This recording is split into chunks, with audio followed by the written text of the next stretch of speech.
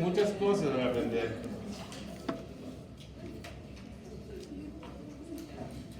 Hace una par de décadas,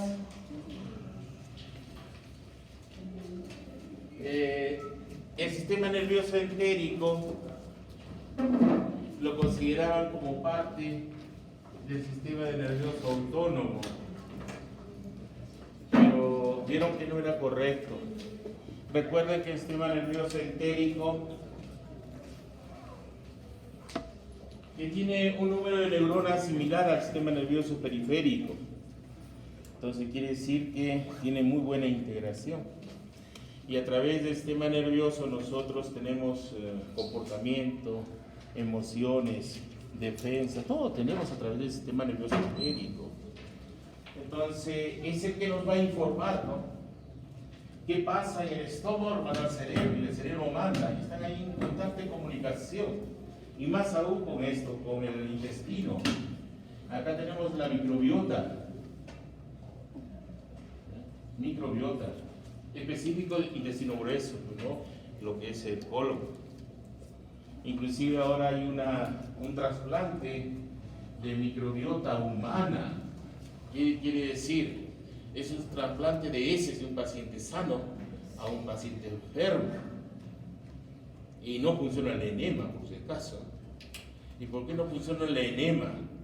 Porque hay un músculo puborectal que establece un ángulo recto entre el recto y el colon.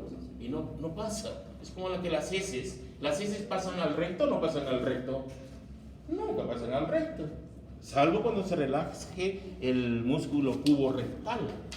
El músculo puborectal es este, y me establece un ángulo recto, ángulo de 90 grados. ¿Dónde estás? ¿No quiere aparecer el ano? Acá está. Se resiste. Miren este ángulo. Todo es ángulo en la vida. Tienen que jugar ustedes los ángulos. Cuando se casen, jueguen los ángulos, ¿no? Este ángulo es un ángulo recto. ¿Y quién establece este ángulo recto? El músculo puborectal. Y no pasa el contenido del colon al recto. No debe pasar. Entonces, si te administras un trasplante de heces a través del enema, no pasa. La idea es establecer en el recto, en el colon ascendente, el transverso y el descendente. Ahí tiene que ser, y a través de una colonoscopía, ¿no? O si no, una sonda nasogástrica o nasoyeyunal. Y bueno, aparece medio raro, ¿no?, que me trasplante heces de otra persona. Pero bueno, y esto de los platos es interesantísimo, ¿no? Los platos no son los platos, son los gases que se producen. Y normalmente producimos nosotros de medio a litro y medio de gases.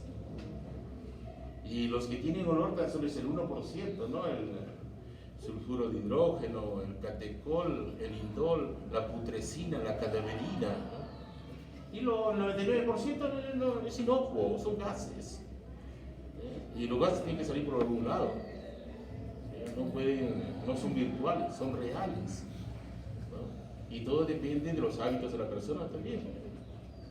Por ejemplo, el que guste masca chicle, ¿tiene más gases o no tiene más gases? Más gases. El que le gusta las gaseosas, esas carbonatadas, su Coca-Cola, ¿sí o no? Más gases, pues lógico. El que besa mucho, el besucón, también se pasan gases. El grupo O, por ejemplo, el carnívoro, ¿se acuerdan que les hablé de los carnívoros? Le doy a los porotos, y en los porotos tengo rafinosa, que es un trisacárido. ¿Lo puede metabolizar o no lo puede metabolizar? No lo metaboliza. ¿Y qué pasa con el O, con porotos, con menestras? Ya no camina, levita, por la cantidad de gases. También deben saber la escala de Bristol, cuáles son las heces normales. 3 y 4. Y deben reconocer, ustedes para la próxima clase toman una foto para ver cómo están sus heces. Si las heces tienen espuma, ¿nos dice algo o no nos dice algo? ¿Qué dice? ¿Usted va a decir champán y tomado? No, ese es un problema pancreático.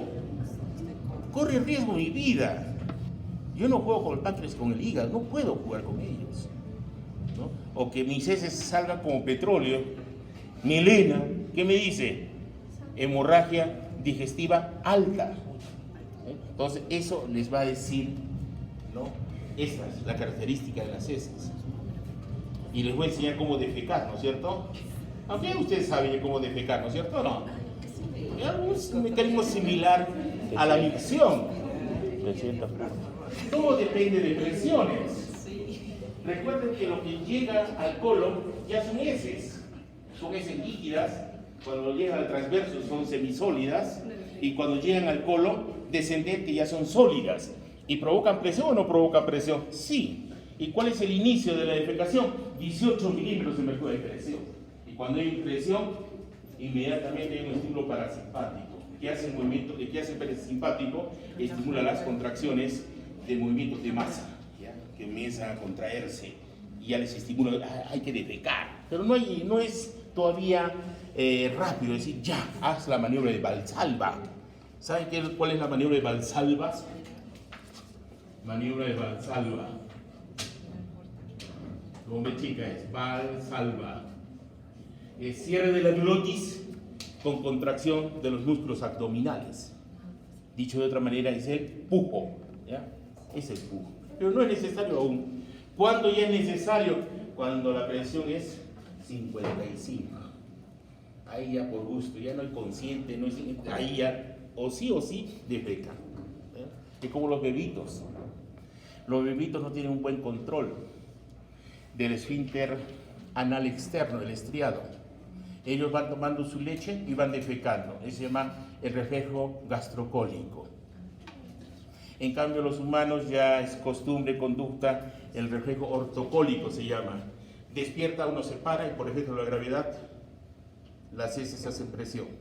Y la conducta es o ir al baño, o tomar desayuno, y después ir al baño y bañarse. Son conductas, ¿ya? Son conductas, ¿ya? Pero bueno, eso es lo que van a aprender. Y nuevamente hablamos de Onuk. ¿Se acuerdan del nervio pudendo? Onuk, ¿dónde se encontraba? S2, S3, S4. ¿Se acuerdan o no? Bueno, vamos a hablar todo ello en su debido momento. Regresamos a la introducción. Es bonito, aunque ya muchas cosas saben ustedes, pero tienen que hacer gasto obligatorio. Entonces, miren, el sistema nervioso entérico está constituido por dos plexos. El plexo mientérico de Auerbach y el plexo submucoso de Meissner. El mientérico es motilidad, el submucoso son secreciones, pero que coordinan la motilidad también. Tienen una función dual ahí, ¿no? Y ¿dónde se encuentra, ¿no?, el plexo mientérico? Entre el longitudinal y el circular. ¿Dónde se encuentra el submucoso? Entre el circular y la capa submucosa. Ahí está el de Meissner. Entonces, como les decía al inicio, al sistema nervioso entérico lo colocaban dentro del sistema nervioso autónomo, pero ahora no lo consideran, es independiente. ¿Ya? ¿Que hay integración? Sí, ¿ya? Hay integración. Central, periférico, autónomo y el entérico. ¿Ya? ¿Qué más podemos decir de acá? Miren, la fisiología gastrointestinal tenemos 4 procesos. Lo que es la digestión, la secreción, la motilidad y la absorción. Hay un esquema en todos los libros de gastro. ¿Cuál es este? ¿Bien? Acá tengo la digestión, acá tengo la secreción, acá tengo la motilidad y acá tengo la absorción. Yo les pregunto, si tengo mala digestión, ¿tendré buena absorción? No. Si tengo mala motilidad, porque me gustan los alimentos hipertónicos, me gustan los alimentos fríos, me gustan los alimentos ácidos, picantes, que disminuye la motilidad. O es como las señoritas, ¿no? Tienen un priming chocolate y justo lo asocian con síndrome premenstrual. Y el enamorado sabe, es amigo de Iván Pavlov, ¿no? Chocolate ibérica y ellos van solitos, condicionamiento, ¿no? Y no saben que en el síndrome premenstrual consumir chocolate es lo peor. ¿Ya? Es lo peor, porque se exacerban los signos y síntomas del síndrome premenstrual. lo que deben ustedes nunca consumir cuando van a menstruar, nunca carne, nunca chocolate, ni caramelo, ni gaseosas, ni alcohol, ni fumar. Lo que único que deben consumir ustedes antes de menstruar, líquido, frutas, verduras, nada más. Porque si consumen carne, les va a ir peor. Si consumen, es que en ese momento que entran ustedes en su cambio de conducta, les da ganas de chocolate, algo dulce, y no saben cuando lo dulce que les provoca, más incretinas. ¿Y las incretinas qué eran? ¿Se acuerdan? El GNP, ¿se acuerdan del GIT? ¿Se acuerdan o no? ¿Qué eran ellas? Las incretinas. ¿Cuándo se estimulaban las incretinas? Era para liberar más insulina. Y cuando meto más insulina, disminuye la motilidad.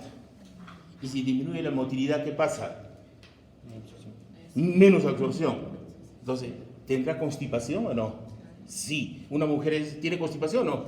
¿Quién tiene colon irritable? ¿Quién tiene megacolon? Las jefas, las mujeres. Es sumar. 1 más 1 a veces es 3. Entonces, al enamorado, bótenlo cuando traiga chocolate. Tráeme frutas, en frutas exóticas. Un minuto de descanso para empezar la clase. ¿Alguna duda? ¿Inquietud que tuvieran? ¿Algo que quieran aprender? ¿Nada? Eso está bueno, plátano bueno. A la suegra con plátano hay que convencerla. Para que tenga problemas cardíacos, ¿no es cierto? Hipercalemia.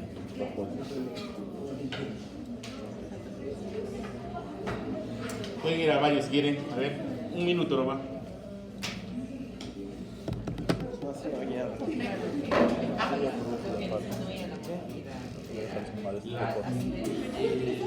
Ahorita justamente, bueno, el alimento frío es como tomas un adobo frío. Es una atorrea tremenda, terrible, porque has visto que se forma una nata blanca.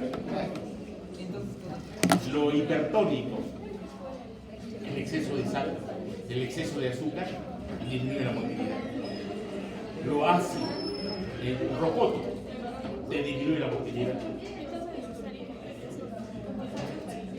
Hay cosas, por eso, hay que hacer cosas que tengas un común denominador: buena digestión, buena secreción, buena motilidad, una buena absorción. Y doctor, ¿y no puede haber una posibilidad de que se adapte eso? O sea, porque una persona que consume mucho rocoto ya su sistema se adapte. No se adapta. Va a tener, ahí tienes diferentes manifestaciones. Tienes el problema de Crohn, tienes el problema de la enfermedad celíaca, el colon irritable, el megacolon, y acabas en la diverticulitis.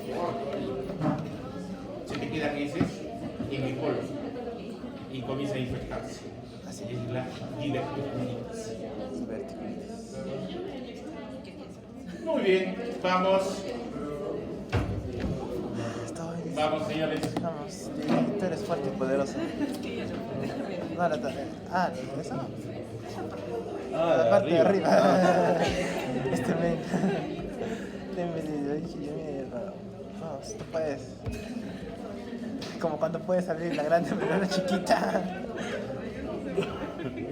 Hazlo con ropa, pásalo con ropa. En la función primaria de la función gastrointestinal, ¿cuál es? Aporte de energía. Y ya ustedes conocen que el RET viene a ser el requerimiento energético calórico diario. Y yo debo consumir, de acuerdo a la OMS, proteínas 12%, azúcares 58%, lípidos 30%. Eso debe ser mi alimentación diaria en proporción. ¿Bien? Y eso lo establecen ustedes en cuanto a por kilo de peso corporal, ustedes necesitan 30 kilocalorías, y si entran por kilo de peso corporal 30 kilocalorías, necesitan 30 mililitros de agua. ¿Ya? Eso ya lo saben. Entonces, ¿cómo se controla la ingesta de alimentos para que me dé energía en forma de ATP? Porque es la única forma en la cual yo puedo existir. Entonces, alimento. Sin alimento Es como acá este muchacho, el esposo de Keiko, se ha metido su huelga en hambre, pero en la noche dice que come bien. Ya lo han filmado, haciendo su carpita, pero dice que come bien, ¿no? Entonces, bueno, son huelgas, ya ustedes saben, locas, no son reales. Ya son 2 días, vamos a ver hasta cuándo aguanta. Existen sensores de la saciedad, que viene a ser anorexia. Hay un centro que se llama anorexia. Y hay un centro que se llama ¿cómo se llama? Orexigénico, apetito. Apetito.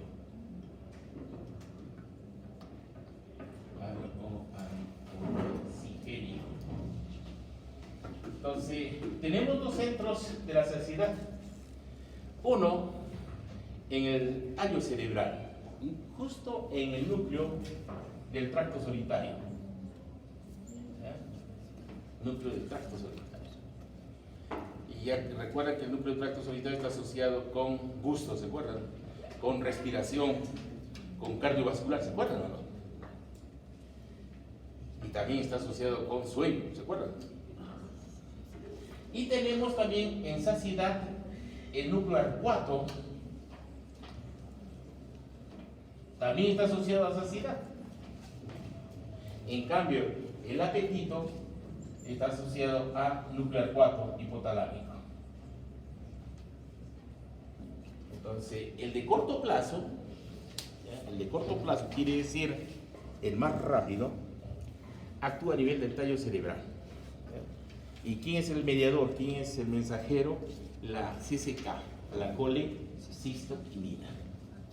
La colecistoquinina establece un mecanismo de información de que el individuo ya comió.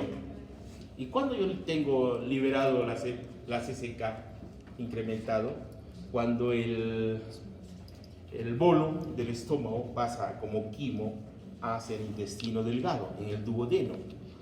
Y en el duodeno registra la presencia de lípidos, proteínas, azúcares. ¿Y qué hago yo? Libero una hormona, realmente es la CCK, que antes eran 2. La pancreosimina, la que estimula la secreción pancreática. Pero ya vieron que no hay otra, es tan solo una, que hace 2 funciones. La CCK, ¿qué hace? Secreción pancreática, ¿ya? Exocrino, y hace contracción de la vesícula biliar. ¿Y para qué se contrae la vesícula biliar? Para producir bilis. ¿Y para qué es la bilis? Para emulsificar las grasas. ¿Y para qué emulsifico las grasas? Para favorecer la acción de la lipasa pancreática. Esa es su función. Pero a su vez hace un mecanismo, ¿ya? Hace un mecanismo de regulación de la saciedad, ¿ya? A corto plazo. Pero también tengo otros mecanismos a corto plazo. ¿Cuál es? La presencia de insulina en sangre. Recuerden, ¿cuándo se incrementa la insulina en sangre? Cuando hay una postprandia y ha habido rico alimento en azúcares. Entonces libero insulina. ¿Para qué libero insulina? Para anabolismo de todos los recursos energéticos, proteínas, lípidos y azúcares. ¿Sí? Entonces, ¿qué hago? La insulina, como ven acá, a corto plazo va a estimular el anorexigénico, acá, e inhibe el orexigénico. Pero a largo plazo tengo otro control. ¿Ese control cuál es? El de la lectina. ¿Y quién produce lectina? El tejido adiposo. Y yo tengo 2 tejidos adiposos, el blanco y el pardo. El pardo es energético y el blanco es, el pardo es de calor, produce calor, en cambio el blanco es energético, ATP. Entonces, el blanco es el que me produce lectina.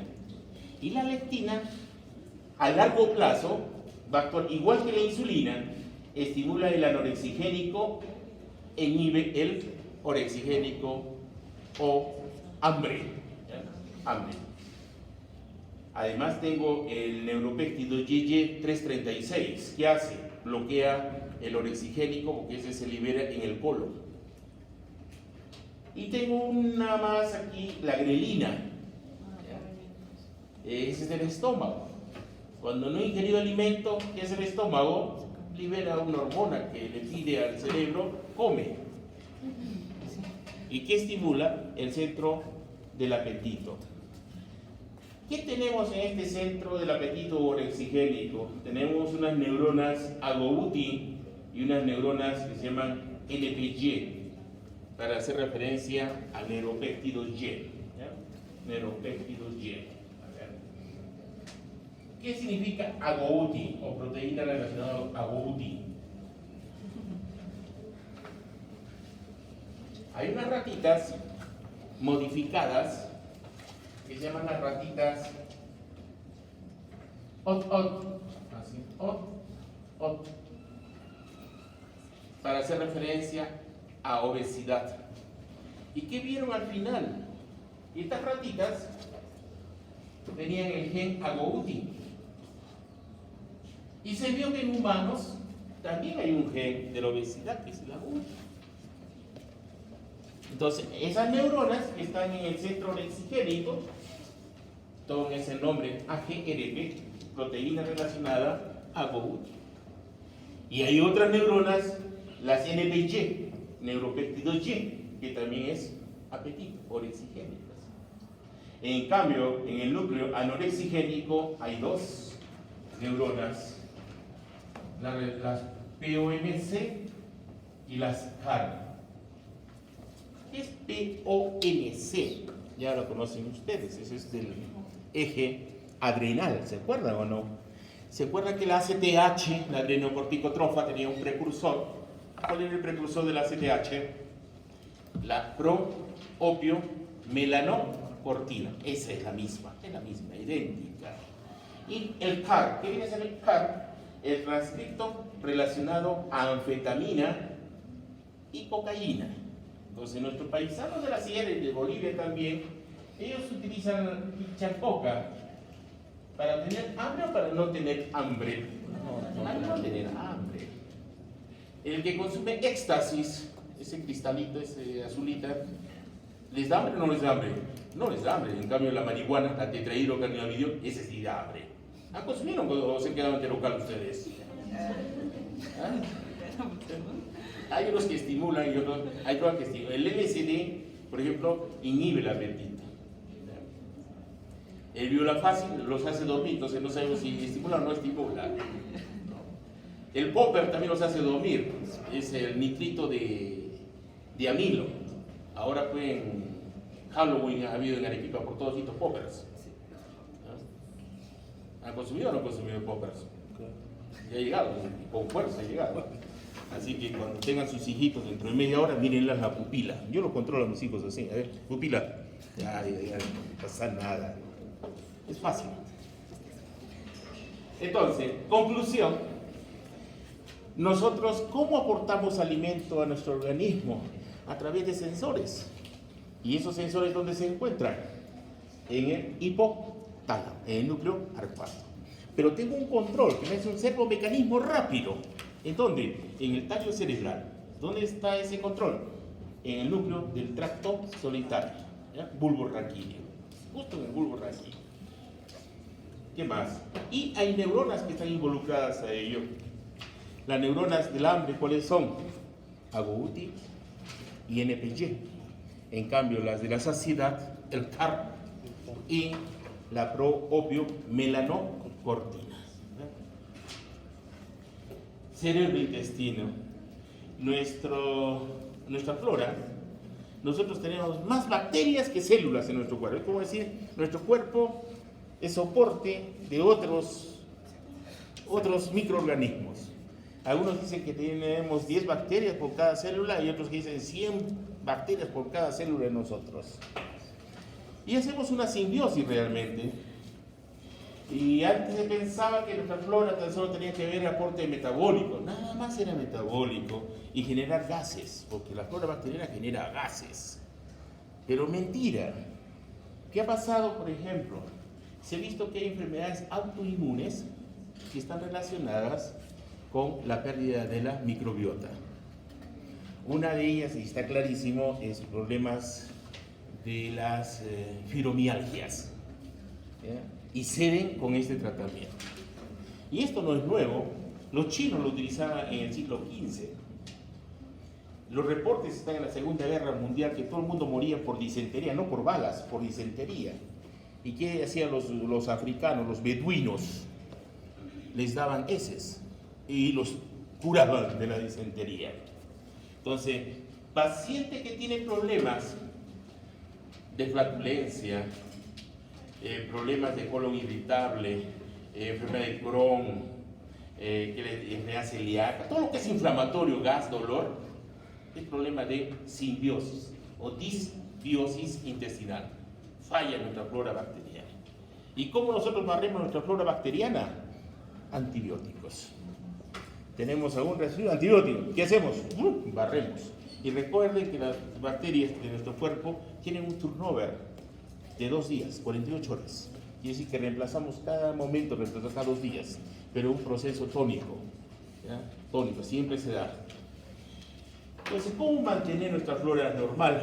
Uno, es regresar a los abuelos. ¿Qué hacen los abuelos? Enemas. Pero ya saben que los enemas no llegan hasta el colon, recto. Pero existe, pues, el Ciurelax. Toman el Ciurelax un día domingo, limpian su intestino cada semana o al mes 2 veces o 3 veces y van a ver que van a ser otras personas. Van a ser turbos intercoolers. Van a tener ganas de vivir. ¿Ya? Porque todo, miren, el comportamiento. Comportamiento se refiere a si soy empático o no soy empático, soy antipático, qué sé yo, simpático para unos, qué sé yo. Emociones positivas, negativas, conocimiento, cómo adquiero el conocimiento, memoria, dolor, está asociado a la flora. Lo que es inmunología, respuesta inmunológica, también está asociada a la flora. Y todo esto, si se altera, puede tener problemas en todo, en comportamiento, irritabilidad, dolor, y el más problema viene a ser la respuesta inmune, las inmunológicas. Y recuerden que tener una autoinmune es terrible, porque no cede, no es un tratamiento de mal pronóstico, y su evolución es rápida. Y el problema está acá. Pero métanse a ver un tratamiento de microbiota. Hay ya algunos inmunólogos que lo están haciendo. No sé, les hablaba el doctor Juan, ¿les hablaba de eso o no? Él creo que está haciendo, aunque está trabajando con células del cordón umbilical, tengo conocimiento. No sé si ha hecho esto, trasplante de microbiota. Bueno. Y organización gastrointestinal. La organización gastrointestinal tenemos la serosa para cada parte externa, la muscular. La muscular se dispone longitudinal y circular hacia la parte más interna. En el medio está el plexo mientérico, el de Auerbach. Entre el circular y el submucoso, el plexo de Messer. Tengo la muscular y mucosa, la lámina propia y el epitelio absortivo. Y ya saben, cuando hablamos de epitelio absortivo, hablamos del intestino delgado. Y si hablamos del intestino delgado, son 7 metros. Total del tubo viene a ser 9 metros en el humano. Entonces, el intestino delgado, tenemos el duodeno, el yeyuno y el ileón. Entonces, el más absortivo es el ileo. ¿Ya? Y nos da todo esto, nos da una superficie de 300 metros cuadrados. ¿Es grande o no es grande? Es grande. Tenemos pliegues, tenemos esos pliegues de Kerkring, vellosidades, microvellosidades, y al final nos da 300, es como una cancha de tenis. ¿Es grande o no es grande? ¿Se acuerdan los pulmones? ¿Cuánto nos da el epitelio alveolar? 70 a 100 metros cuadrados, como casi esto, un poco más todavía. Vamos. ¿Quién es nuestro marcapaso a nivel gastrointestinal? ¿Quién nos manda? Las células intersticiales de Cajal. ¿Ya? Las de Cajal. ¿Qué hacen las de Cajal? Mantienen un patrón migratorio en el estómago, en el intestino delgado, en el colon. tiene un patrón, así como nosotros tenemos un marcapaso cardíaco, ¿se acuerdan? ¿Cuáles eran las células del marcapaso cardíaco? Eran las células P, las de pacemaker, de K-Flag, ¿se acuerdan? 60-90, ¿se acuerdan? Igual, tenemos un marcapaso respiratorio, ¿se acuerdan? El pre-box, sí, entre el ambiguo y el retroambiguo, ¿se acuerdan? Comunicación. ¿Cómo se comunican nuestras células gastrointestinales? A través de una función endocrina. ¿Ya? Endocrino, ¿qué significa? Que la hormona se verte ¿a dónde? A la sangre. Y la sangre lo lleva a su célula blanca. Ese es endocrino. Autocrino, que la propia célula libera y ella actúa sobre ella misma. Paracrino, que la célula actúa a la de lado. Yuxtacrino, que una célula inmunológica libera un neurotransmisor o una sustancia comunicante, que puede ser una interleucina, una citosina, una quimosina, qué sé yo. El neurocrino libera un neurotransmisor que actúe sobre otra célula. Ese es el tipo de comunicación. Y tienen dominios de acción. Funciones gastrointestinales. Las funciones son 4. Digestión, secreción, motilidad. Y tiene que haber las 3 para que tengan una buena absorción. Si falla uno, mala absorción. Recuerden que las heces están constituidos un tercio. Heces. Un tercio, material no digerido.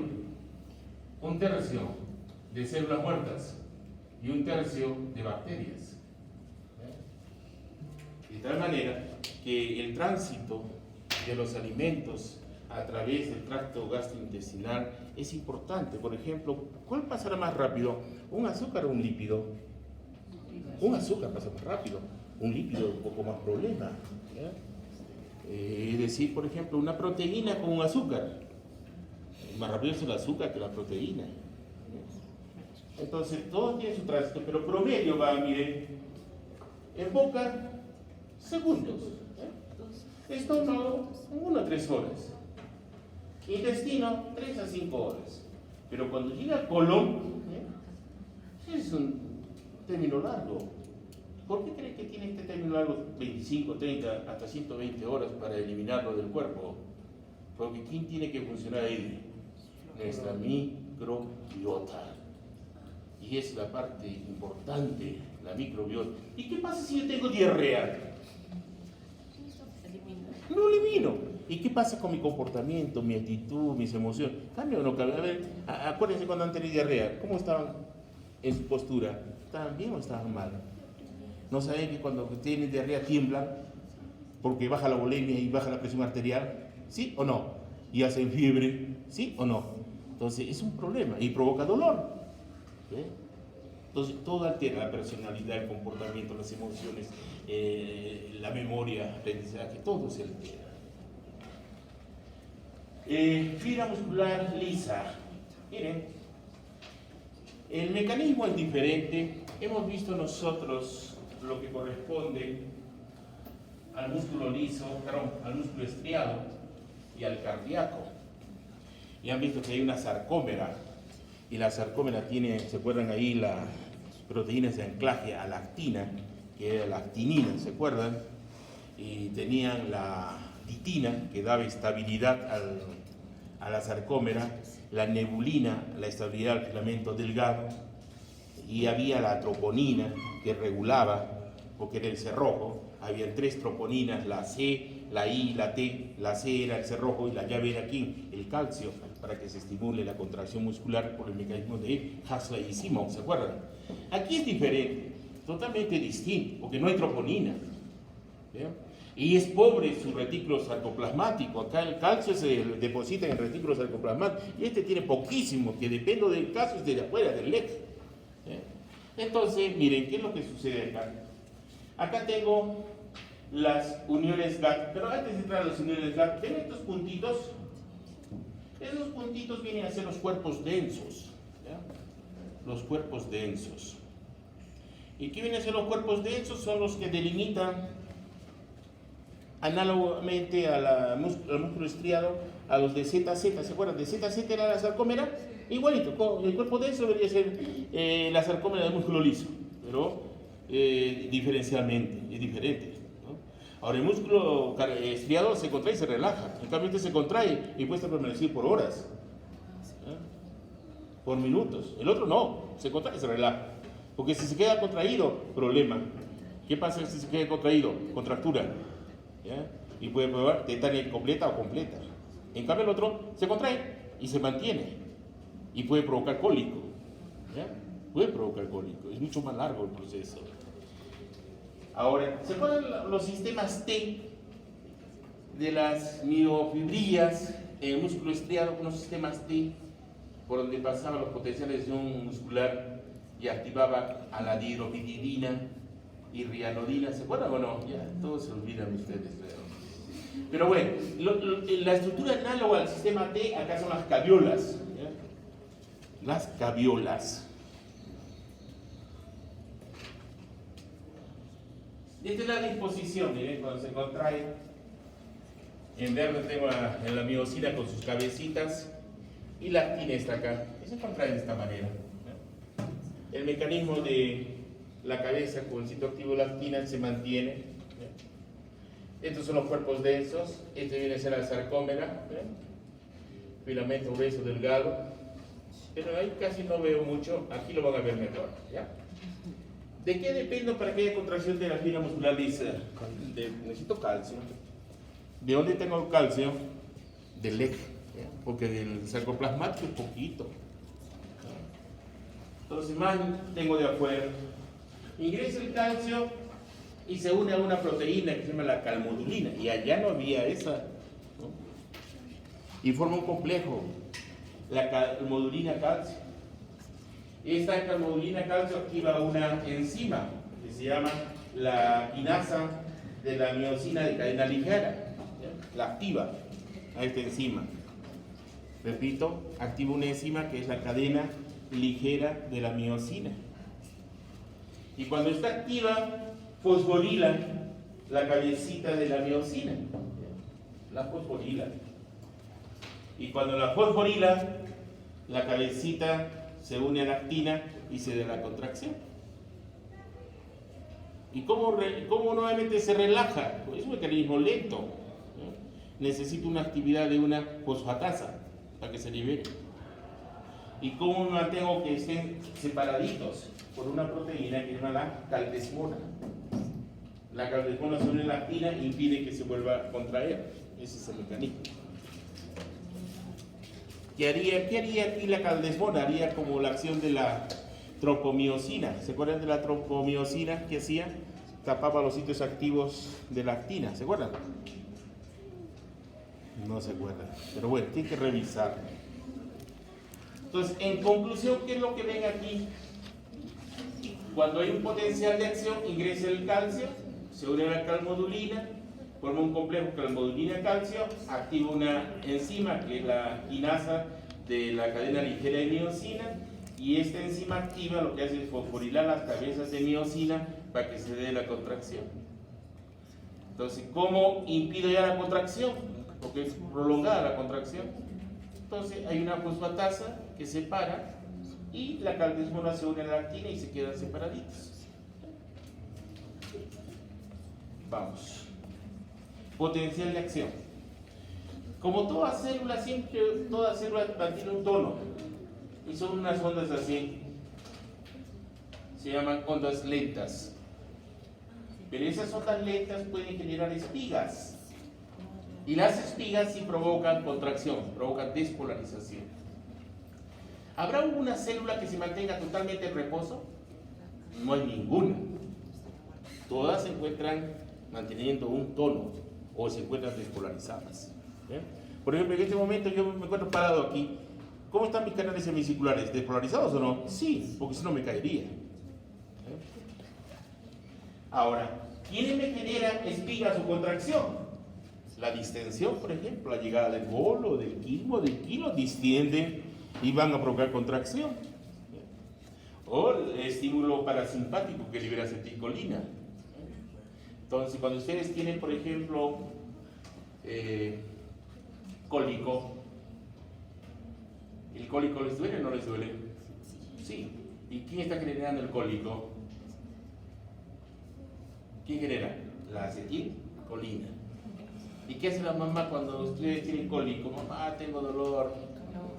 Ah, ¿qué hace? Les dan un mate. ¿De qué les da? De anís. ¿El anís qué tiene? Atropina. ¿Y la atropina qué hace? Compite con la acetilcolina y se les pasó el cólico. Mamá, tengo un cólico menstrual. Como es naturaliza, también depende de la acetilcolina y también sed. Y ya si quiere ser más prolija la mamá, ella tiene su bromuro de iosina. ¿Y qué es el bromuro de iosina? La buscapina. ¿Y qué es la buscapina? Bloquea el receptor muscarínico de la acetilcolina. O que tienen ustedes un cólico de gases, pues ya no es contracción, sino cólico de gases. Tienen flatulencia, ¿qué hacen ustedes? Si son prolijos, buscan simeticona, gaseobet. Si no tienen gaseobet, siempre hay anís. O siempre hay anisado en casa, una copita y solucionar el problema. Al final el mecanismo va a ser el mismo. A diferencia de la simeticona es como un detergente. Lo que hace, ¿se acuerdan en bioquímica el SDS? ¿Se acuerdan o no? ¿Qué es el SDS? El sulfato de sodio, ¿se acuerdan o no? Igualito actúa la simeticona. Si hay flatulencia, elimina la flatulencia. A esas burbujitas de su gas lo elimina por la acción detergente. Es igual que las saponinas, igual. En cambio, mire, cuando tengo estímulo simpático, es lo contrario. El simpático más bien me bloquea todo, la motilidad me bloquea, la secreción me bloquea, porque lo que hace el simpático es hiperpolarizar. Lo que hace el simpático es liberar noradrenalina para inhibir la motilidad, las secreciones, la digestión. Recuerden que cuando uno está asustado, ¿qué pasa a nivel gastro? Todo se bloquea, excepto los esfínteres. ¿Qué pasa con los esfínteres? Se contraen. Todos se contraen los freates. ¿Qué hace aquí, por ejemplo? ¿Sobre qué receptor actuaría en gastro el simpático? ¿Sobre el alfa o sobre el beta? Alfa, muy bien, alfa. ¿Alfa 1 o alfa 2? 1, porque el 2 es retroalimentación en membrana presináptica. Eso nunca deben olvidar. Entonces ven un patrón acá. Patrón 3, miren, 3, 12, 8, 9. ¿Qué nos indica eso? ¿Quién está mandando ese patrón? Las células intersticiales de Cajal. Por ejemplo, cuando ustedes no comen, vienen a la universidad sin comer, no tomar desayuno, entonces su estómago comienza a crujir. Él le dice, se libera en ese momento grelina y va al arcuato y estimula el orexigénico y le da un patrón. Y ustedes tomen tiempo, primero, ya comenzó el primero, pasa dentro de 30, 20, allá. Y llega un minuto, 3, bueno, los 3 realmente. Hagan la prueba, es interesantísimo eso. O si no, a su trampa, hagan eso. No tomas desayuno, ¿cuántas contracciones tienes? Y lo valoran. Es bonito, porque van a aprender. ¿Bien? Nos quedamos ahí, anoten, me faltan, ya, nos quedamos ahí, ya, en la anterior. ¿Preguntas o dudas? Ninguna. Carito no va a venir, gracias.